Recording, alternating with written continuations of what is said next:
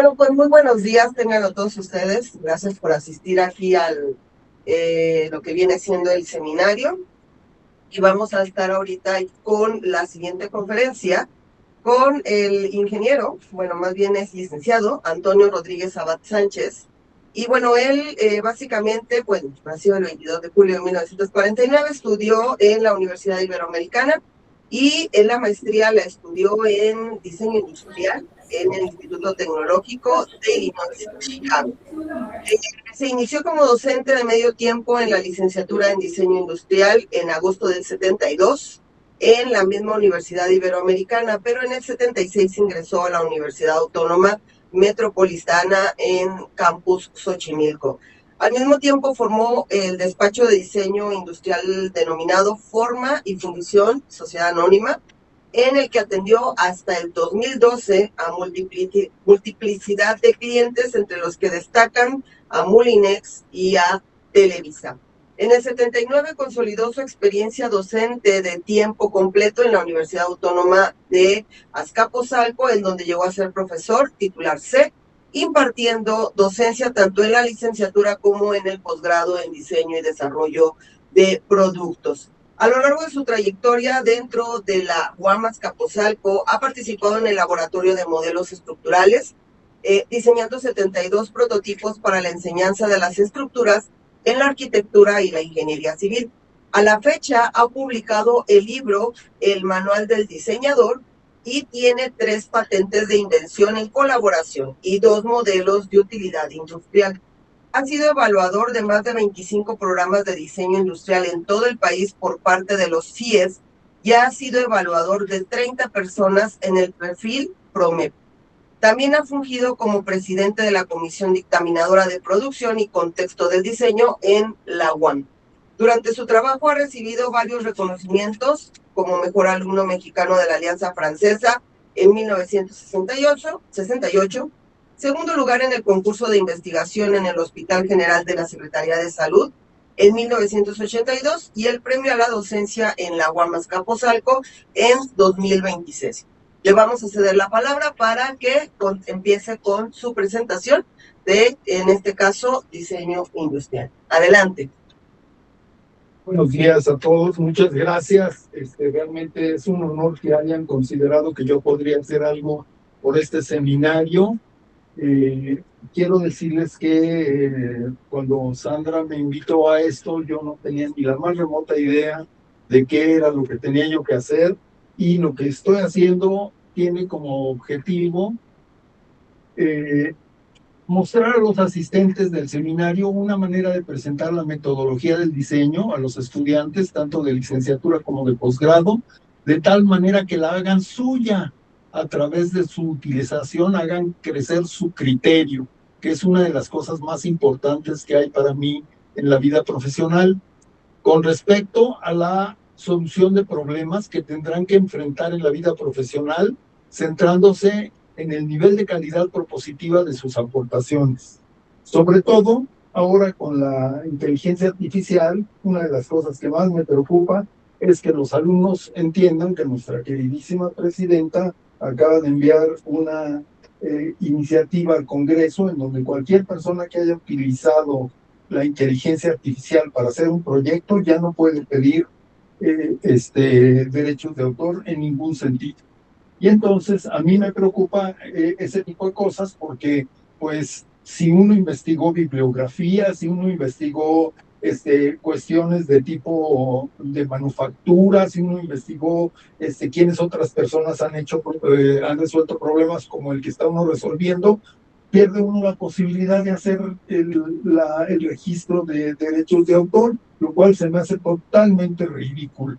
Y entonces yo me centro en esta metodología para propósitos de mejorar la calidad propositiva, y quiero decirles que yo no uso la palabra creatividad porque creatividad me suena a plastilina y palitos de madera.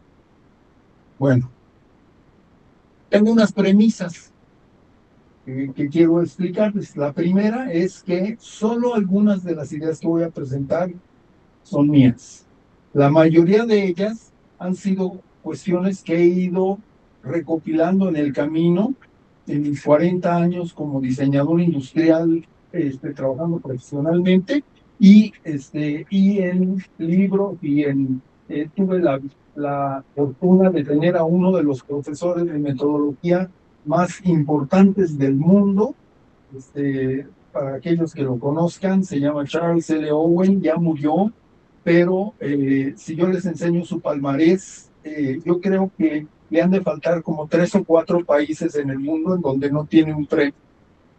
Verdaderamente era una persona con mucho criterio, era muy exigente y así me lo hizo saber y así lo trabajamos todo el tiempo. La segunda es que la universidad para mí es el lugar perfecto para disentir. ¿Sí? Si aquí no podemos disentir, ¿en dónde carambas podemos disentir? ¿Sí? Pero por otro lado, también es el lugar perfecto para interrumpir, aunque he oído que aquí no se vale interrumpir, ¿no? Pues, por favor, dependiendo de cómo esté la moderación, pues ya dirán si puede participar alguien más o no. La siguiente es que el diseño industrial no necesariamente implica realizar investigación científica. Me preocupa mucho el concepto de algunos profesores que hablan de la investigación como si fuera algo que debiéramos hacer desde el punto de vista científico. El diseño industrial en muchos casos implica investigación científica, pero no en todos. La siguiente cosa que es que el diseñador industrial sabe hacer bien 3 cosas. Y esto no crean que es mío. Un día fui a un congreso en Escocia, en donde al final de la conferencia de un diseñador italiano se para un muchacho, creo que era escocés, y le dice, oiga, señor diseñador, yo quiero saber qué hace bien el diseñador, porque mire, no sabe dibujar bien porque el ilustrador lo hace mejor. No sabe de métodos de manufactura porque el ingeniero lo hace mejor. No estudia al hombre porque el médico lo estudia de una manera, el antropólogo lo estudia de otra manera, el sociólogo lo estudia de otra manera. No les miento, como 10 minutos diciendo que era todo lo que no sabíamos hacer. ¿Sí? El diseñador tranquilito le dice, al final le dice esto. El diseñador industrial sabe hacer bien 3 cosas. La primera es descubrir la verdadera naturaleza del problema. ¿Sí? La segunda es proponer una o varias soluciones a ese problema. Y la tercera, que es algo que yo tengo que reconocer aquí frente a ustedes, nada de lo que he hecho en mi vida lo he hecho yo solo. Siempre ha habido cantidad de gentes a las que les tengo que agradecer su colaboración conmigo. Aquí en la UAM, a 2 personas en especial, al arquitecto Carlos Moreno y a el profesor Jesús Hernández, que ahora está en la UAM de Coajimalpa. Pero pienso que ellos fueron el pilar de muchas de las cosas que yo finalmente entregué y que obviamente yo me llevé el crédito, pero realmente el crédito no es necesariamente mío. Y aquí esta es una de las cosas que yo les trato de transmitir a los alumnos. Por ejemplo, yo no quise hacer, después de del segundo stand de exposiciones que me tocó hacer, juré que no iba a hacer stands de exposiciones nunca más, porque eso de quedarme desde el jueves o desde el viernes hasta el lunes sin dormir para poder terminar, porque nunca pude conjuntar un grupo de alumineros, vidrieros, alfombreros, personas confiables en el ámbito para poder hacer los stands. Yo dije, ni uno más. ¿Sí? Todo lo que yo acepté hacer en mi vida fue en base a las gentes que me rodeaban. Y yo tenía la ventaja de que aquí en la UAM yo podía escoger a los alumnos que me diera la gana, dependiendo de las necesidades específicas de cada proyecto que tenía yo que hacer, ¿no?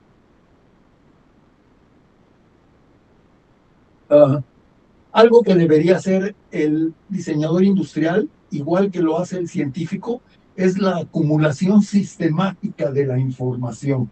Y esta es una de las premisas no solo de la plática, sino de lo que hacen los alumnos conmigo. Los alumnos en mi salón tienen que aprender a sistemáticamente llevar la acumulación de su trabajo. Un día un alumno me trajo, apoyando mi posición, me trajo una carpeta de vitrofibras y le dije, sacaste de vitrofibras una carpeta de trabajo, te van a matar, no solo te van a correr, te van a matar, porque ahí obviamente estaban las facturas de lo que habían pagado, los proveedores que estaban trabajando, una serie de cosas que yo dije, no, no es posible. Y me dice, no, profesor, es que la cuido mucho, es que si te roban el coche y la carpeta está en la cajuela, te matan. ¿Sí? Bueno, la siguiente es que lo más valioso del trabajo metodológico que realiza el diseñador industrial es la producción de la idea que resuelve el problema. Y en eso es en lo que ustedes verán que me voy a centrar. La mayoría de las propuestas metodológicas tienen mucho en común y es el diseñador industrial quien realmente configura la versión que le rinde los mejores resultados para su forma de trabajar. Nosotros les podemos enseñar, y ustedes lo verán adelante, en el número de metodologías de trabajo, inclusive las que voy a presentar, es parte de esto que ustedes van a ver. Ya lo vio el doctor Enrique Dussel y lo vio Gibbon Siepe, y los dos me regañaron. ¿Sí? Pero me tiene totalmente sin cuidado. Total, diseñar un producto puede tomar 2 meses, pero preparar la información para su manufactura puede tardar 2 años. Esto no es algo mío, esto lo dijo el director de Frog Design, que era el despacho que hacía todos los productos de Apple antes de que Apple absorbiera o abriera su despacho de diseño. ¿Sí? Ahora, una de las cosas que yo les pregunto es, ¿por qué un iPhone vale $19 fabricarlo y nos lo venden en 30 o 40 mil pesos? ¿No? Si ustedes han visto el video de cómo se fabrican automáticamente los iPhones, dicen, es que detrás del diseño del iPhone hay una tonelada de cosas que hay que hacer para que el iPhone salga a $19 y puedan ganar lo que ganan, ¿no? Bueno, lo siguiente que es muy importante es la protección que brinda la ley a las ideas es una utopía. Lo único que realmente protege las ideas es tener desarrollada la innovación para cuando aparezcan las copias. Quiero decirles que diseñé una cosita que le llamé el octamágico y soy amigo del abogado que es el representante de Walt Disney en México. Se lo llevé a Gabriel y le dije, oye, Gabriel, mira, me dice, qué bárbaro, no te mediste con esto. Le digo, ¿me lo patentas? Y me dice, por tratarse de ti, no te voy a cobrar, nada más respóndeme una pregunta. Cuando te empiecen a copiar, porque te van a empezar a copiar, vas a tener el dinero para pagarme para que yo persiga a los que te copiaron, porque si no, ni lo patentes. ¿Sí? Así de plano. ¿Sí? Y ustedes pueden pensar que derechos de autor protege la obra, bueno, protege al autor hasta 100 años después de la muerte del autor y la patente solamente 20 años. Y yo les pregunto, ¿por qué? Porque lo que quieren las grandes corporaciones es enterarse del meollo del asunto para poderse apropiar lo más rápido posible del asunto, ¿no? Entonces, para mí, la única verdadera protección que hay es la innovación. Si ustedes tienen preparada la innovación desde el primer momento, en el momento en el que alguien copia y ustedes le sacan la innovación, le hacen obsoleta su infraestructura de manufactura inmediatamente. La segunda o la tercera vez que le hagan eso a alguien, va a decir, no, este nos va a quebrar. ¿Sí? Entonces, bueno, ese es mi punto de vista. Ustedes van a decir, y pues entonces, ¿por qué tiene tantas patentes y tantos títulos de propiedad intelectual? Pues porque la universidad le conviene, pero no porque yo quiera. Porque aparte de lo que está en el registro que leyeron, tengo 2 diseños industriales, pero pertenecen a Moulinex, entonces realmente no quiero presentarlos como míos. Bueno, ahora, una de las cosas que más me interesa presentar frente a ustedes es la formación del criterio. Y yo ahí quiero decirles, mi mejor ejemplo es este. Al finalizar la Primera Guerra Mundial, hubo una debacle tal que muchas personas salían de la bolsa de valores y se daban un balazo, porque de la noche a la mañana ya no tenían un centavo. Se regulariza el asunto, viene la Segunda Guerra Mundial y empiezan a decir, no, hombre, otra situación igual, y entonces un grupo de economistas dice, no, los indicadores de esta vez dicen que no solo no va a haber una debacle, sino que va a aumentar el tamaño del mercado. Yo les voy a decir el nombre de dos empresas, y ustedes me van a decir quién le creyó a quién. Una se llamaba Montgomery Ward y la otra se llamaba Sears. No creo que les tenga yo que decir quién le creyó a quién, ¿verdad? Pero el ejemplo no acaba ahí. Viene Jeff Bezos, empieza a hacer su movimiento y el director de computación de Sears le dice al consejo de administración, oigan, ¿ya vieron lo que está haciendo Jeff Bezos? Le podemos ganar porque tenemos cientos de lugares de entrega más que él. Ah, pues, dinos cómo. Les voy a entregar un presupuesto. Cuando entregó el presupuesto, le dijeron, no, hombre, estás loco, ¿cómo crees que te vamos a dar esa cantidad de dinero? ¿Qué pasó? Que Sears quedó. Y ya nada más en México sigue existiendo Sears porque es del hijo de papi. ¿Sí? Por eso. Pero si han oído, dicen que están reestructurando Sanborns y que van a hacer otra serie de cosas, y eso es el criterio, que tiene uno que estar al pendiente de cuáles fueron las circunstancias que mediaron para que sucedieran ciertas cosas y cómo cambian, al cambiar esas cosas, puede cambiar la decisión que uno tiene que tomar. Entonces, para mí es muy importante hacerles entender a los muchachos que tienen que cuidar mucho el conocer el ambiente en el que se están moviendo, ¿no? Ustedes han visto el Bitcoin llegar a $130,000 y ahorita llegó a bajar a 60,000, ahorita ya está otra vez en 70 y tantos mil. Yo puedo hacer la gráfica perfectamente porque recibo diariamente la cotización. No tengo Bitcoins, pero lo que quiero decir es, si yo pudiera lograr ver cuáles han sido las razones por las cuales ha ido para arriba y para abajo, a lo mejor me animaría a invertir en Bitcoins, ¿no? Y así, en este caso, es el diseño. Bueno, ahora, modelos del proceso de diseño. El de la Guamas Capozalco, conocemos muy bien. Perdonen que no está gráficamente muy bonito, pero no me daba tiempo de hacerlo de nuevo. Caso, problema, hipótesis, proyecto y realización. Pero también está el método científico, que empieza de la observación, después la investigación, después la manipulación, perdón, la manipulación, la iluminación, perdonen, es que a veces no avanza. La prehipótesis y la hipótesis. Sí, la prehipótesis y la hipótesis, pero no sé por qué no avanza ahorita. Perdón.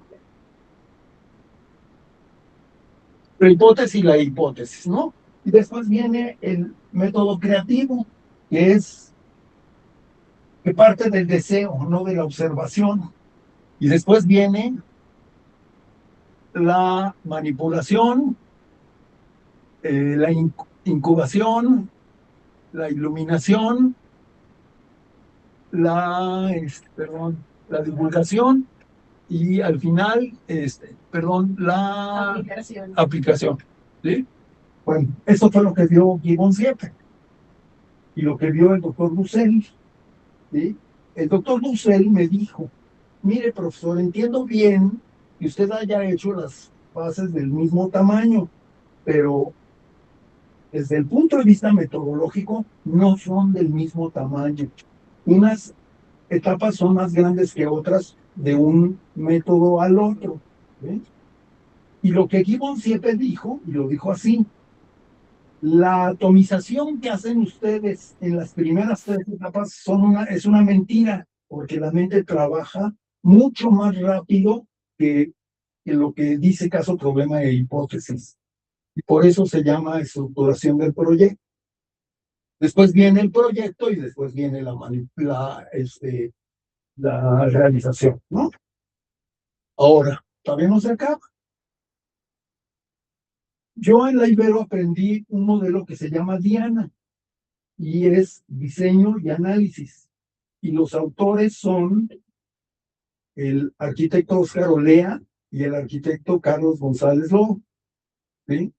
Y ahí empieza por, perdón, la detección de la necesidad, la investigación,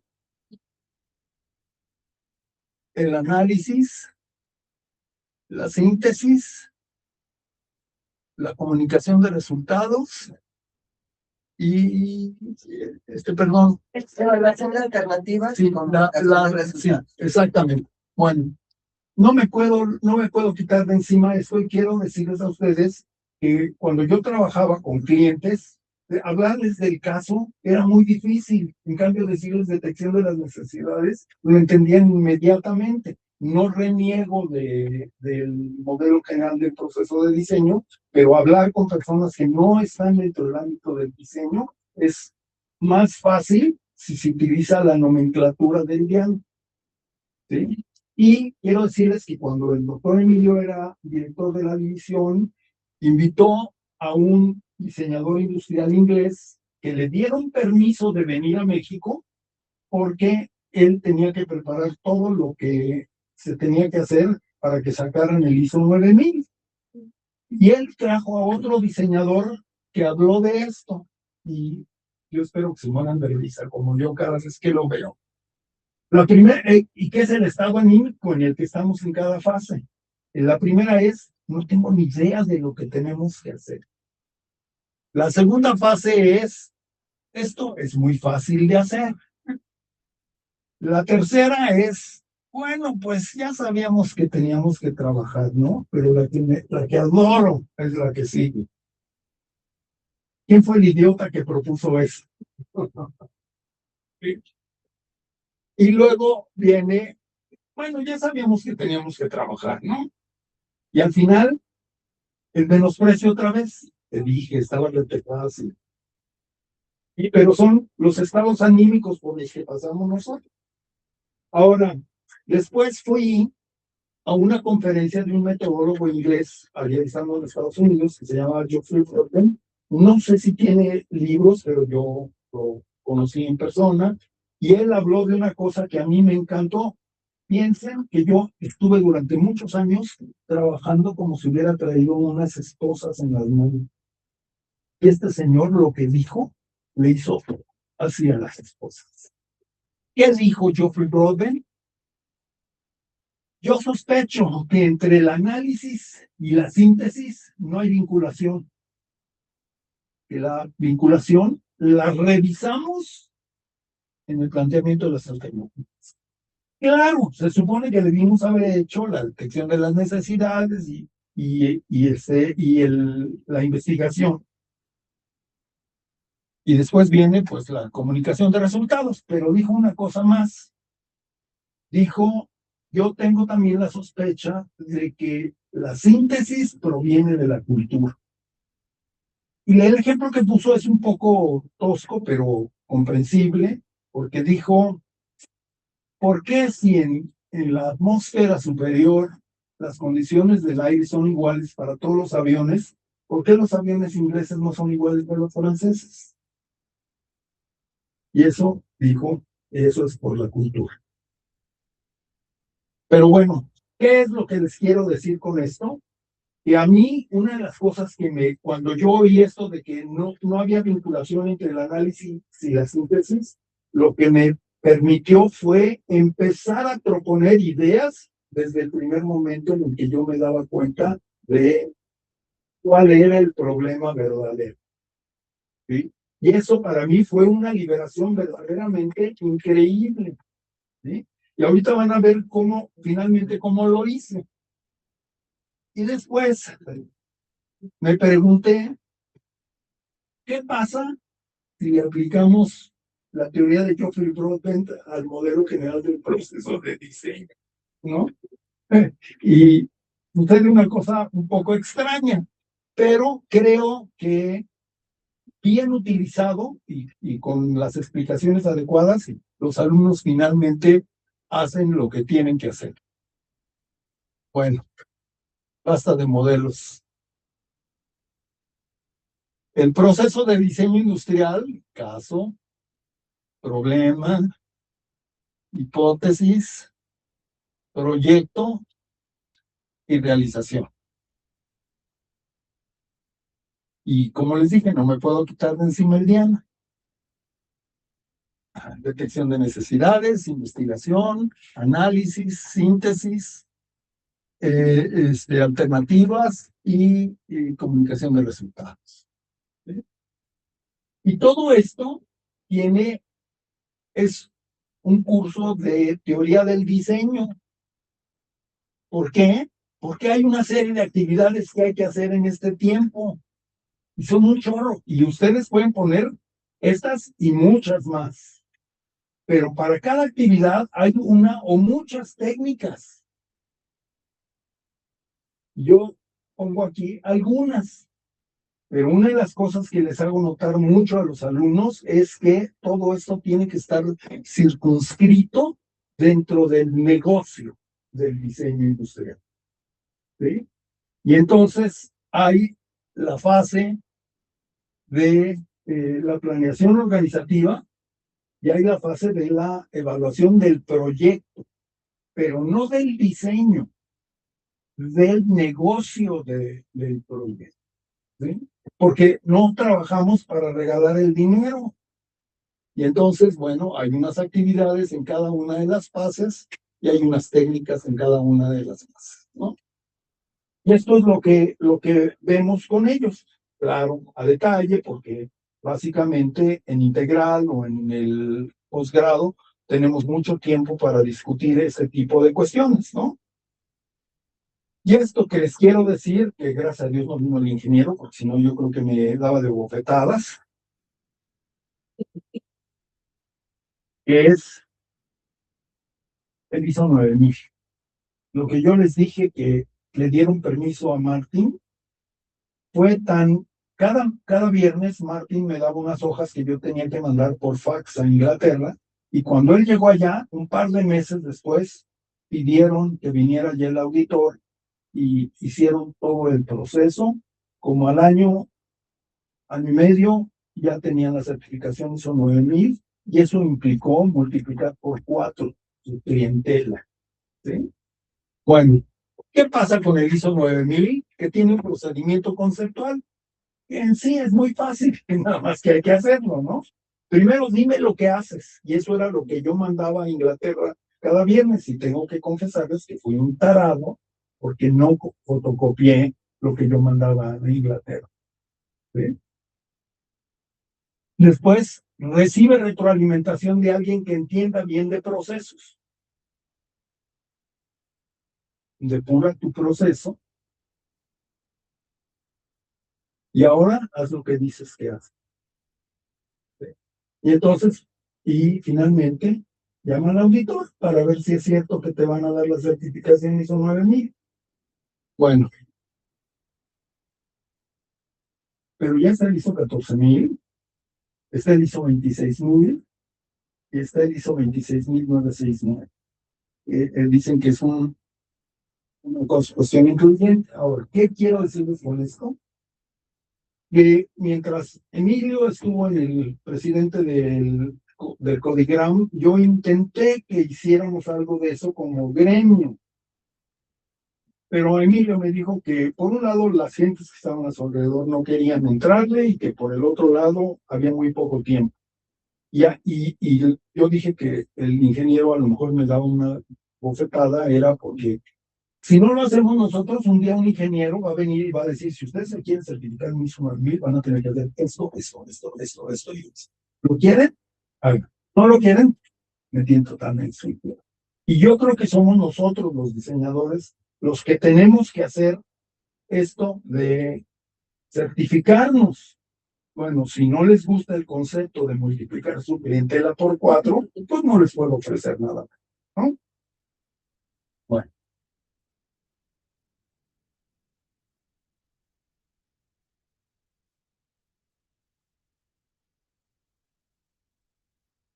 Es un elemento problema diseño, que es una de las tantas técnicas que veo, y ahorita van a ver por qué.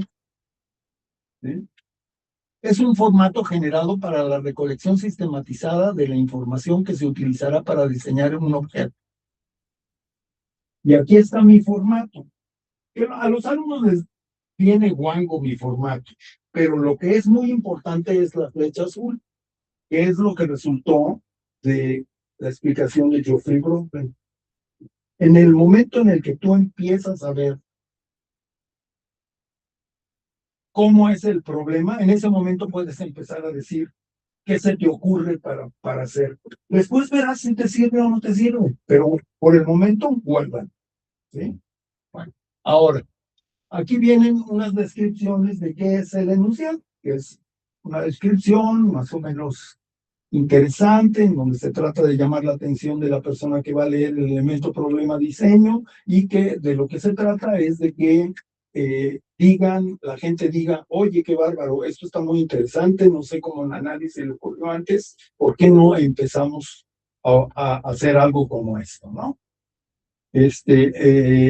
Imagínense que yo les vengo a decir, oigan, ¿qué les parece si diseñamos una tortilla a la que no se le caiga la salsa?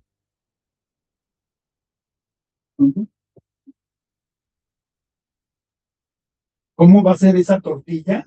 No lo sé, pero es algo que es un enunciado sencillito. Ahorita vamos a ver algunas otras cosas que traje. Después viene la explicación. Ahí hay que echar toda la carne al asador, todo lo que se ocurrió, todo lo que vino en mente para propósitos derivado del enunciado. Después vienen las imágenes. Ahora con Internet podemos encontrar docenas de imágenes de todo lo que queramos, ¿no? Y como digo ahí, si las imágenes no las podemos encontrar, hay que fabricarlas. ¿Cómo? Por decir algo, imagínense que ustedes están muy enojados porque estamos en la época de lluvias y las atarjeas están atascadas de mugre de la gente que tira en la calle, ¿no? Pero ahorita no es época de lluvias y no podemos tomar una foto. Pues agarramos un montón de basura, mojamos el asunto, ponemos la basura, tomamos la foto y luego recogemos nuestra basura, ¿no? Pero el chiste es que quede claro cuál es la problemática que queremos resolver. Después viene, las implicaciones de diseño. Y aquí, pues hay que soltarse el pelo. No importa, no importa lo que hagan, no importa lo que digan, el chiste es recoger todo lo que se ocurre a lo largo de esta redacción de cada uno de los elementos problema diseño. ¿Cuántos? Yo les pongo a los alumnos a hacer 3 elementos problema diseño de los enunciados y luego les pongo a hacer 5 de las explicaciones. Y después vamos a ver otra técnica, desde luego. Y al final vemos la bibliografía. En la bibliografía, pues ya después la juntarán en el resultado final del trabajo. Híjole, ya nos pasó mucho tiempo. ¿Sí? Por favor, me avisan, ¿sí? Ok, ahora. Tenemos la matriz de interacción, que es un procedimiento gráfico para estudiar, y yo digo especular intelectual y propositivamente las interrelaciones entre las diferentes variables del sistema. Hay 2 tipos de matrices, las unidireccionales, las bidireccionales, que unas son triangulares, otras son cuadradas, y yo tuve en la mano un libro de unos hermanos Artacho españoles que hablaba de las multidireccionales. Fíjense bien que no es multidimensionales, porque no me imagino una matriz de interacción multidimensional, me parecería así como para romperse la cabeza, ¿no? Ok, ahora, mecánica de elaboración es definir el espacio de trabajo, enumerar los factores horizontales, los verticales, establecer el criterio de llenado, que eso es qué le queremos sacar a la matriz de interacción, y puede haber muchas cosas. Luego, concentrarse, llenar las celdas y divertirse. Yo no sé cuando están ustedes haciendo algún diseño, pero se me ocurren algunas locuras que yo digo, van a querer que fume de la buena. codificar la obtención de los resultados. Ninguna matriz de interacción que hagamos va a tener el espacio suficiente para recoger todo lo que se nos ocurre. Entonces hay que buscar un esquema de vincular el elemento problema diseño con un cuadernito, con una serie de hojas, y demás. La primera matriz de interacción que hice me la puso mi asesor en Estados Unidos, era de 20 por 20, la empecé a hacer el viernes en la tarde y la terminé de hacer el lunes en la mañana sin dormir. Y mi asesor me dijo, busca un problema que afecte a personas de tu país, y estudié el problema de los niños que cargan toneladas de libros para ir a la escuela en primaria. Y uno de mis resultados fue que en el futuro las mochilas iban a tener manija y llantitas. Y se murió de la risa él. Me dijo, ¿cómo crees que manija y llantitas? Me hubiera gustado tomarle fotos y regresarme al pasado para decirle. Pero quiero explicarles que no pretendía yo hacer algo, yo simplemente seguí la técnica. Después, registrar las ideas que surgen de ella, palabras, bocetos, modelos, no criticar las ideas antes de comprenderlas correctamente. Cuando se analizan los factores contra sí mismos, es conveniente nulificar la diagonal y no olvidar el factor nulo, que es, ¿qué pasa si uno de los dos factores que estamos analizando no existiera? Y en el otro es, ¿y qué pasa si este se volviera más importante? Que es el ¿y qué más? ¿Sí? Bueno. El boceto escrito. Este es uno que me gusta mucho y ahorita van a entender por qué. El boceto escrito pertenece al campo de la definición operativa o la redefinición semántica. ¿Y por qué sale? Porque hay personas que no saben distinguir entre un bonito dibujo y un concepto interesante, ¿sí? Pero ahorita van a ver el ejemplo que les voy a poner. Se presenta para seleccionar la solución definitiva al problema, y una vez seleccionada se pueden generar varios conceptos formales o renders de solución al problema. Y este es el ejemplo que les quiero poner. Es un camión que diseñamos para López Portillo. Yo estaba con Manuel Álvarez, hijo del arquitecto Augusto Álvarez, bastante conocido, la Torre Latinoamericana, la Interamericana de Seguros, Capino, etcétera, y teníamos un despacho pero para compartir gastos. Y un día me dice, no, me acaba de hablar el arquitecto Ramírez Vázquez y me dice que si le queremos diseñar un camión al presidente de la República. ¿Y qué, me estás invitando? Sí, claro. Ah, pues bueno, le empezamos.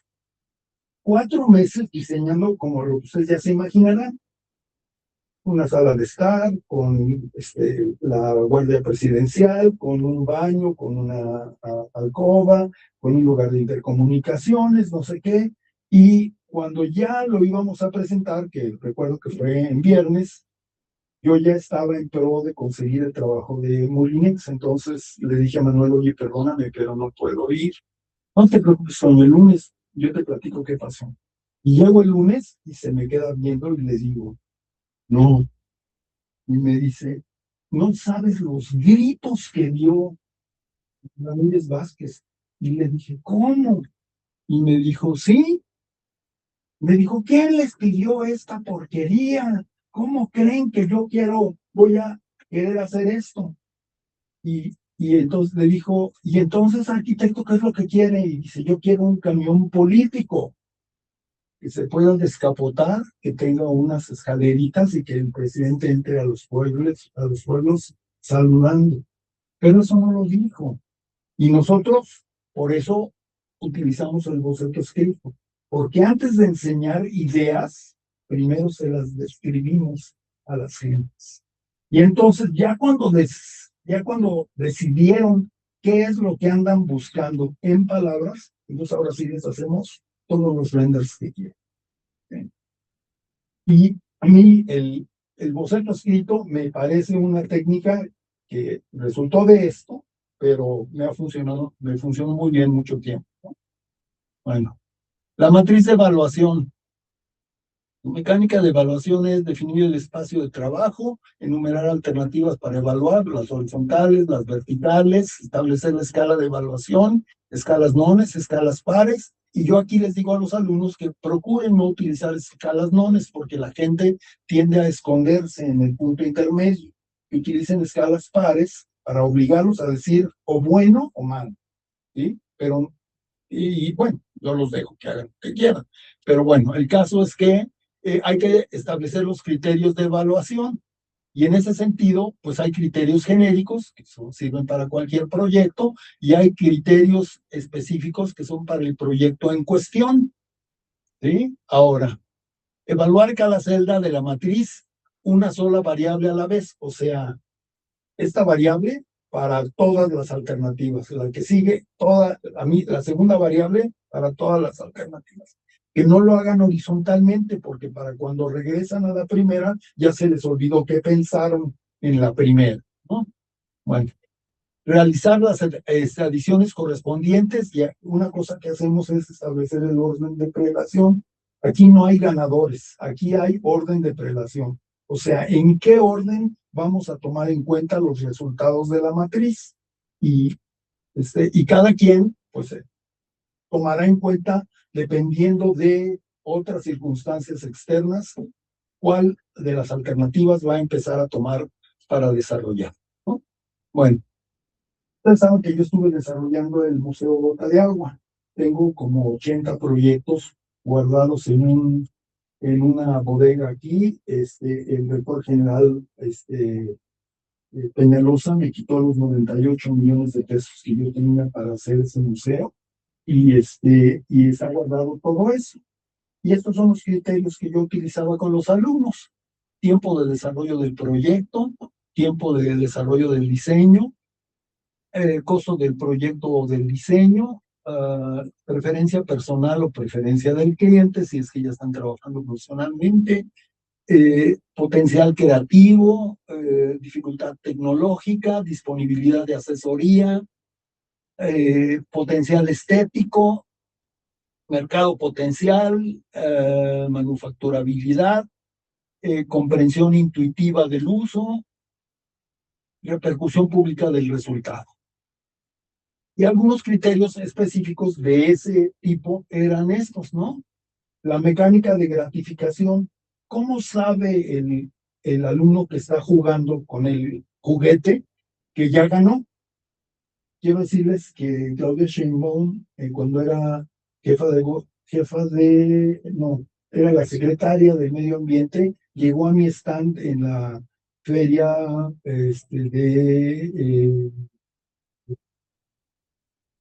la Feria Mundial de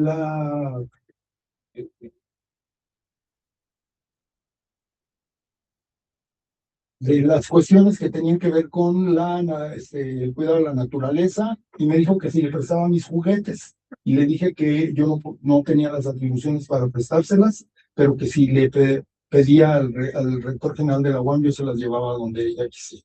Porque siguió la cola, porque el único stand que tenía cola era el mío. ¿Pero por qué? Pues porque los estudiantes querían jugar y jugar y jugar, ¿no?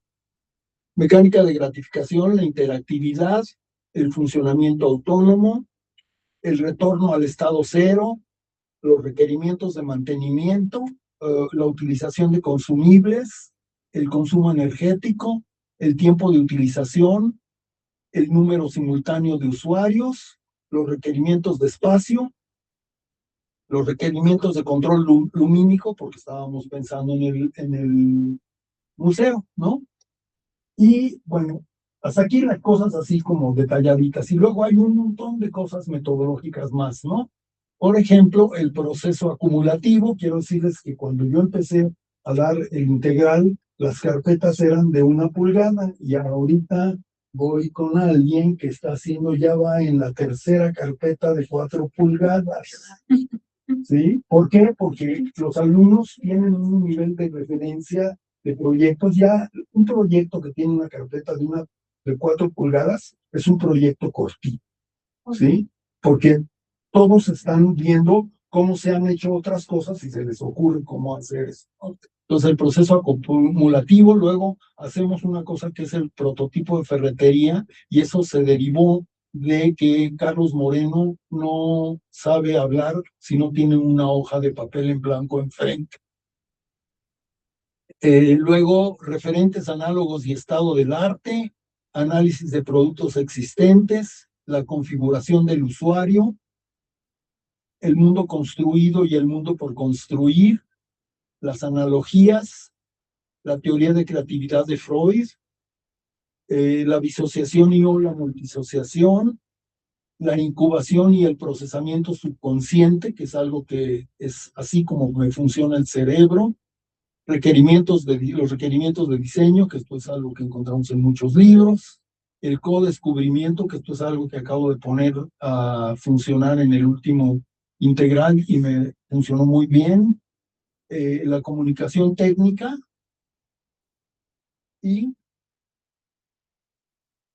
esto es lo que sucedió con el modelo general del proceso de diseño aplicado a los 70 y tantos aparatos que hicimos en el laboratorio de modelos estructurales. Lo rojo es lo estándar y lo blanco es cómo modificamos el modelo general del proceso de diseño para aceptar a otras personas que querían venir tenemos ahorita 2 solicitudes, una del TEC de Monterrey y una de la UNAM, que quieren que les reproduzcamos algunos aparatos y obviamente lo que queremos saber es qué quieren que le cambiemos. Los de la UNAM ya dijeron que lo que quieren es un control remoto para poder acelerar la velocidad de movimiento de la mesa del aparato en cuestión, pero hay otras cuestiones, ¿no? Y lo que es los resultados los dividimos en 3 fases donde hacemos pruebas con usuarios tipo, el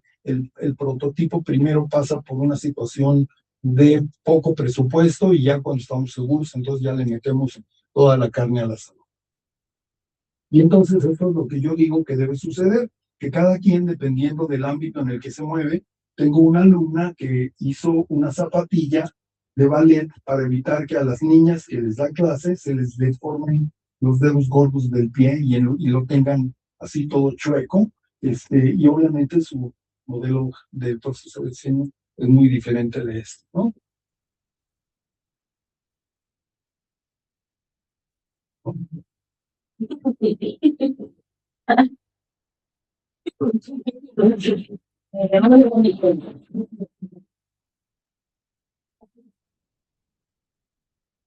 Quiero explicarles algunas cosas. Por ejemplo, este es un elemento que hice para el doctor Amador Terán cuando iban a reforzar el edificio G, las tiras esas diagonales rojas, y me dijo, Toño, no te mediste. Le digo, ¿por qué, doctor? Y me dice, porque toda mi vida he hablado de un elemento estructural de 3 grados de libertad. Y es la primera vez que tengo en la mano un.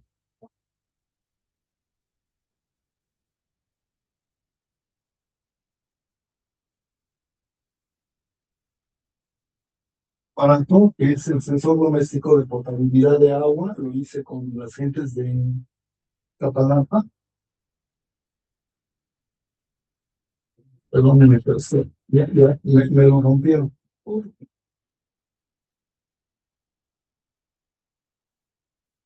Ya lo van a, desgraciadamente el doctor que era el coordinador del proyecto, desde antes de que termináramos el proyecto, ya tenía a su sobrina generando una empresa para vender el aparato por su cuenta.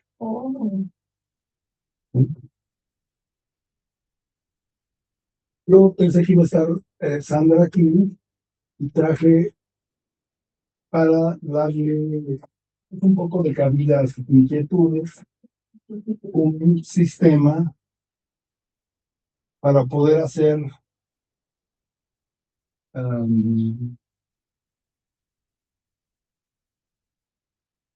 ¿cómo se llaman?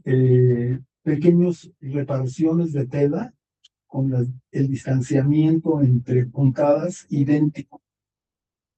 ¿Sí? Y esto que es un proyecto que me gusta mucho enseñarles a los alumnos porque pueden ver algo que es muy fácil de hacer.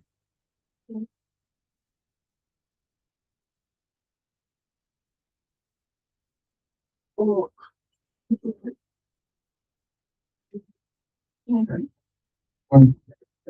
esto por...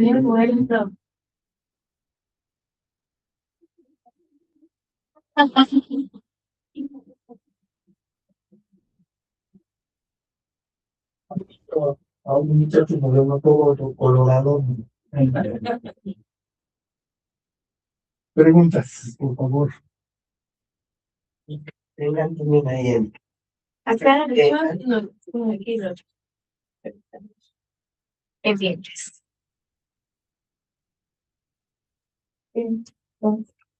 Primero que nada, quiero felicitar al maestro por el aguante creativo que tiene, tantos años que no dejas de trabajar y de crear.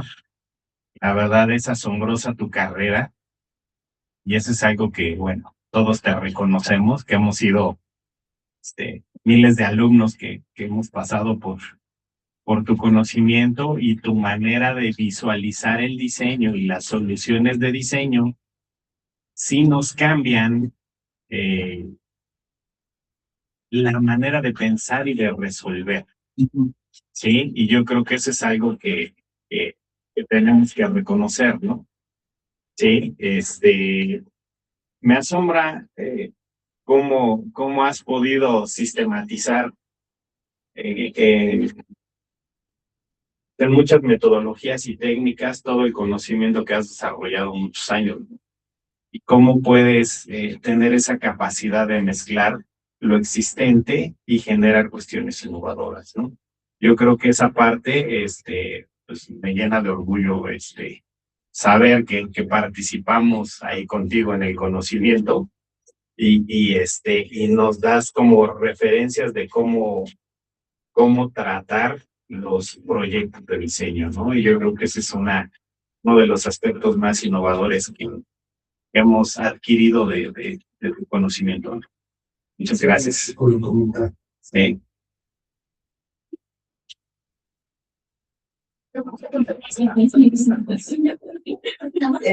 Sí.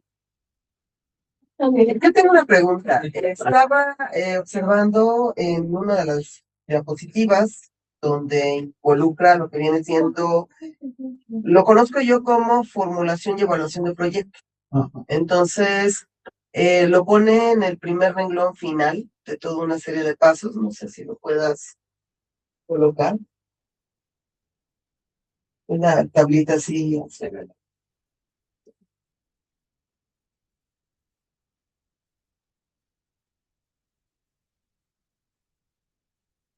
Exactamente.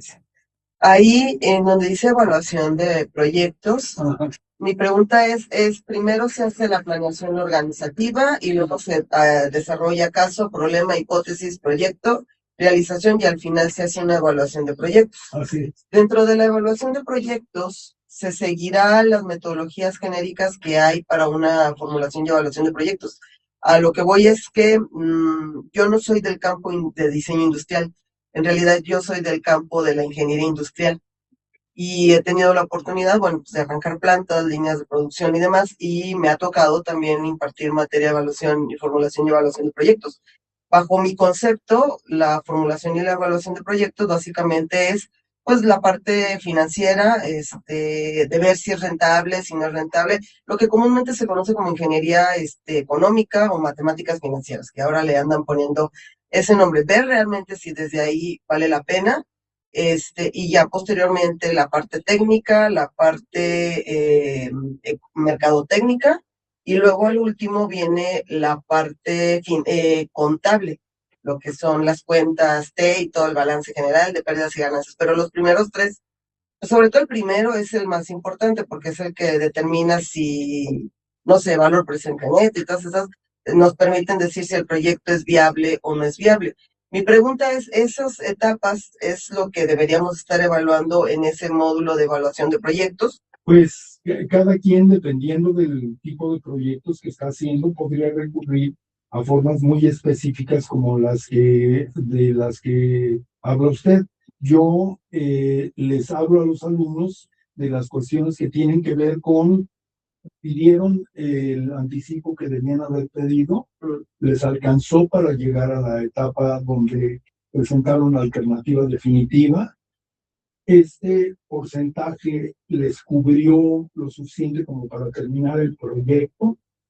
Y finalmente, que lo que les digo es la última etapa, yo les digo 40, 30 y 30, de lo que tienen que negociar. Y el último 30 son dos cosas, utilidades e impuestos, ¿sí? Y que tienen que ser muy cuidadosos para no gastarse los impuestos, porque si no se van. Sí, porque si no, no está viendo la utilidad y pues, están viviendo nada más para mantener el proyecto. Así es. Y esos pasos que ustedes me acaba de comentar, que básicamente pues uno los puede aterrizar en la metodología que yo uso, eso se hace a la par, ¿verdad? De lo que viene siendo, o sea, mientras estoy investigando la detección de necesidades, también estoy trabajando, bueno, la investigación, ya también estoy trabajando en cuánto costará y todo esto, ¿no? Claro. Lo digo porque en la planeación estratégica, el primer paso de la planeación estratégica es detección de necesidades, o sea, tu proyecto o la idea que tú tienes de negocio, ¿verdad? Ahí están hablando del negocio, ¿no? ¿Cuál es la idea del proyecto? ¿Qué es lo que va a resolver en el entorno? A lo mejor no resuelve algo que vaya a cambiar el mundo, no sé, un algodón de azúcar, ahora lo voy a hacer con miel en vez de azúcar, o la voy a hacer de azúcar morena en vez de azúcar blanca. No resuelve un problema de nutrición ni de nada, pero finalmente es pues alguien dice, es que es una necesidad porque no es lo mismo el azúcar blanca que la morena, no sé, ¿verdad?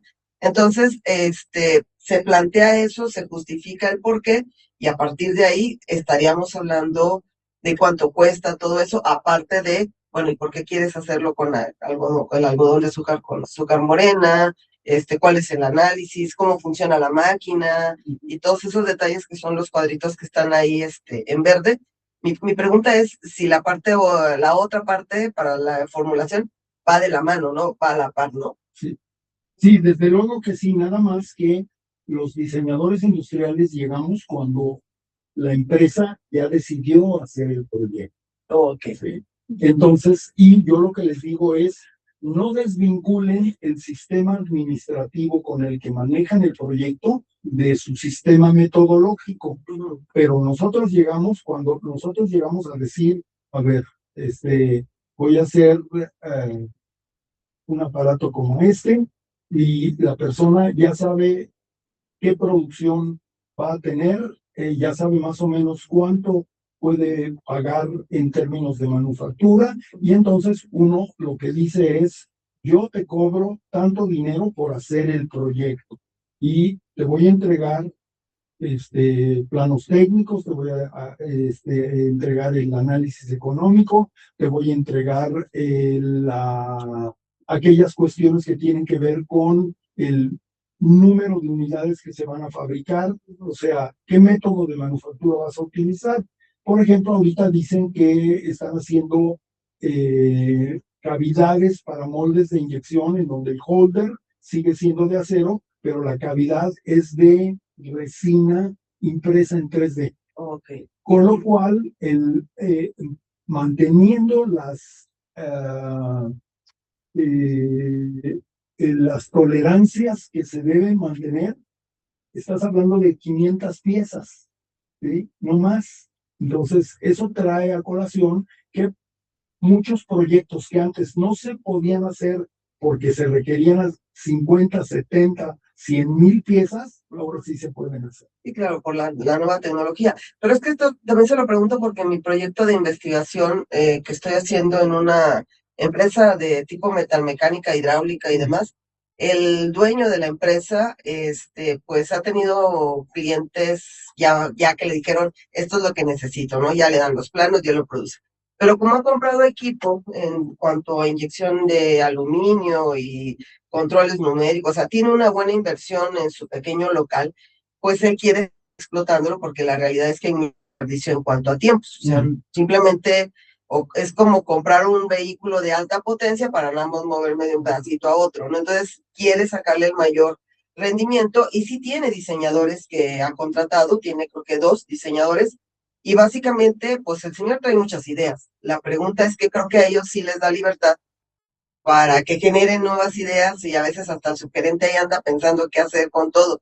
Ahí cuando no hay una, o sea, lo único que podemos decir aquí es que el dueño sí está abierto a procesos, pero no hay ese proceso de investigación en el sentido de, bueno, yo se me ocurrió esto y cuánto es lo que pretendes vender o cómo estás, o sea, como que todavía ellos están todavía más atrás, o sea, no tienen la idea, pero saben que quieren hacer algo. Bueno, esa parte desde mi experiencia la tiene que hacer el departamento de mercadotecnia. Ok. El departamento de mercadotecnia es el que determina dónde están los clientes, qué tipo de requerimientos tienen para cada una de las categorías de productos que pueden generar en esa empresa, los volúmenes de producción y demás cosas, ¿no? También ellos determinarían, bueno, si los diseñadores tenemos conocimientos muy elementales sobre esa parte. ¿Sí? Por ejemplo, el día que presenté el exprimidor de naranjas en Molinex, dije que que no había yo podido llegar de 12,000 revoluciones, no había yo podido bajar a 65, pero que dejé el producto en 80 revoluciones por minuto, pero eliminaba yo un molde porque la fuerza centrífuga sacaba el jugo que se quedaba atorado por el bagazo. Y entonces al final de todo esto me llama el director de finanzas y me dice, ¿se dio cuenta de lo que dijo allá adentro? Y yo dije, híjole, me va a poner como camote. Y le digo, ¿a qué se refiere? Pues a eso de que nada más nos vamos a ahorrar un molde. No sé si entendió lo que dijo. Y le digo, sí, pues es que en 80 revoluciones no necesitamos tener la piña y el colador. Es una piña colador. Y me dice, no me está entendiendo. Dice, el ahorrarme un molde, ese molde me cuesta más que sus honorarios. Entonces, hágame todos los proyectos en donde me ahorro un molde y se los voy a autorizar inmediatamente. ¿Sí? Sí, es que las empresas lo primero que buscan es La rentabilidad. La rentabilidad, exactamente. Y un molde, bueno, por ejemplo, en una inyección de aluminio, no conozco más que ahorita el proceso en el que estoy y un poco inyección de plástico, porque donde trabajaba también había, pues yo sé que si quitas un molde, pues es un ahorro sustancial de mantenimiento, de estar revisando, si, hablando del ISO 9000, estarlos auditando, estarlos validando, pues es... A mí me pagaron 85,000 pesos por el pues proyecto.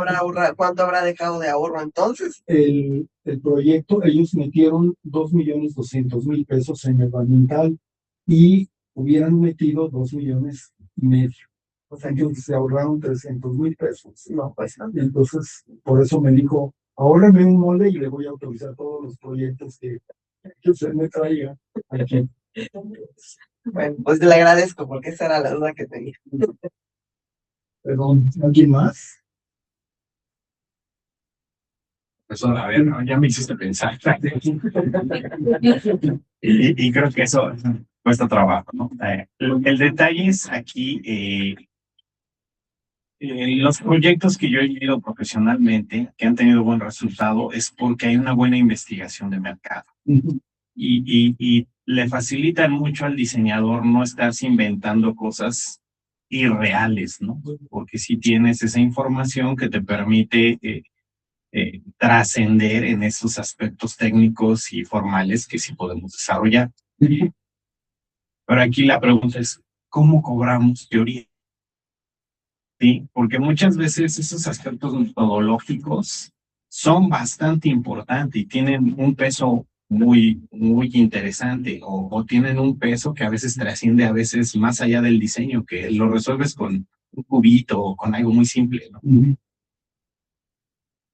¿Qué experiencia has tenido cobrando teoría o esos aspectos teóricos? ¿Sí? Pues mira, lo que yo siempre he hecho es que yo establecía mi costo por hora de despacho, que básicamente los proyectos los hacía yo con toda la gente que tenía. Al principio tenía 3, luego tenía 9 y luego tenía 17. y lo que pasaba era que yo decía, el costo por hora de mi despacho está en tantos dinero. Ahora, todo lo que era la investigación de la que tú hablas estaba ya incluida dentro de eso, porque, por ejemplo, el director de Williams me dijo, Toño, le quiero vender un stand de tacos al pastor a los Tex-Mex del otro lado de la frontera. Y yo le dije, ¿ya tiene usted un precio de venta? Y dice, no, pero van a pagar lo que yo les pida. Y le ofrecí algo adicional. Podías hacer los tacos al pastor y aparte podías hacer brochetas. Y entonces, y aparte, lo diseñé de tal manera que tuvieran que comprar un cuchillo eléctrico. Entonces, sí, era una cuestión de tipo de cómo nos ayudamos entre todos, ¿no?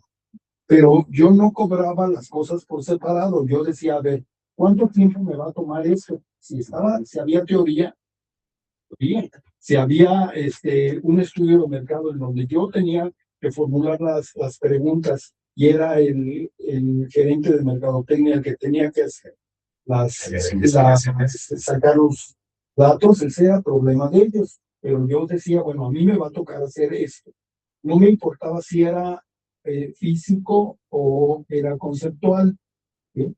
Entonces ahí estaba la teoría, ¿no? Yo creo que se debería de cobrar en función también de un timing, ¿no? O de un GAN. Establecer, bueno, es que en la fase inicial es investigación, el concepto, la teoría, ¿no? Y eso va incluido dentro de todo el tiempo que yo te voy a invertir dentro del proyecto propiamente, ¿no? Yo daba un precio, bueno, único, ¿no? Y ahí estaba incluido lo que dice nuestro compañero, de cuánto era el tiempo que yo iba a dedicar a esa parte que para la que yo no era bueno, e inclusive muchas veces ya había yo consultado con un asesor externo cuánto me iba a cobrar por hacer eso. Y entonces mis honorarios ya incluían el costo de esa persona, porque de otra manera no lo iba yo a lograr, ¿no? Sobre todo, yo tenía que concentrarme en la producción de la idea y vigilar todo lo que tenía que ver con la producción primero del prototipo y luego de los planos, ¿sí? Por eso les puse lo que dijo el diseñador de Front Design, porque de acuerdo a él, lo que más vale en el diseño es lo que menos cuesta. Lo que más vale es la idea, pero por 2 años, 2 meses de idea, no cobras lo mismo que por 2 años de desarrollo de planos. Desde luego que vas a cobrar mucho más por el desarrollo de los planos. Máxime, cuando los planos van a ir a ser construidos en otro país, el director de Iberomoldes en Portugal le dijo al ingeniero, el niño que diseñó esta pieza, que se dedique a lo que sea menos al diseño de piezas de plástico. Yo le dije al ingeniero, por favor, dígale al dueño de Iberomoldes que si él tiene una manera de evitar que el motor de la aplicadora siga andando cuando usted quita la naranja, yo le pago su diseño, le pago sus moldes y le pago sus viajes de Portugal a México. Pues sí, porque yo ya sabía que a lo que se estaba enfrentando. Y no iba a poder, no sabía que no iba a poder. ¿Sí? Pero eso de que el niño que diseñó esta pieza que se dedica a lo que sea, menos al diseño de piezas de plástico, bueno, no saben cómo sentí el hígado. Y es que se enfrenta a uno de detalles, por ejemplo, el dueño donde estoy, que es muy amable y ahorita él está en Canacintra, de allá de la comarca lagunera, y creo que también ya va a ser a nivel regional.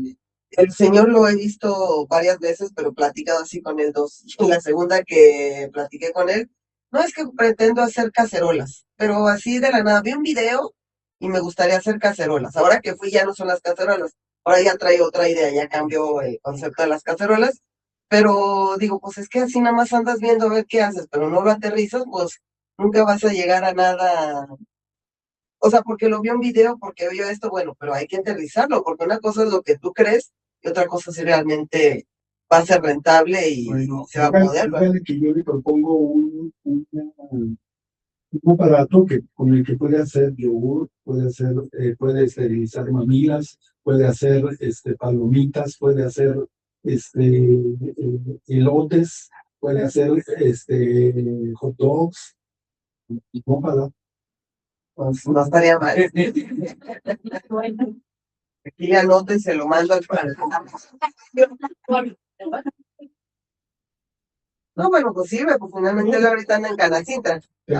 Tengo otra tortilladora que puede hacer chalupas, peneques, gorditas, sopes. Pues sí, y es lo que les digo, que ya una vez entrado en el proceso de la matriz de interacción, empiezan a surgir tantas ideas que dice uno ya, párale, porque si no, te vas a volver loco.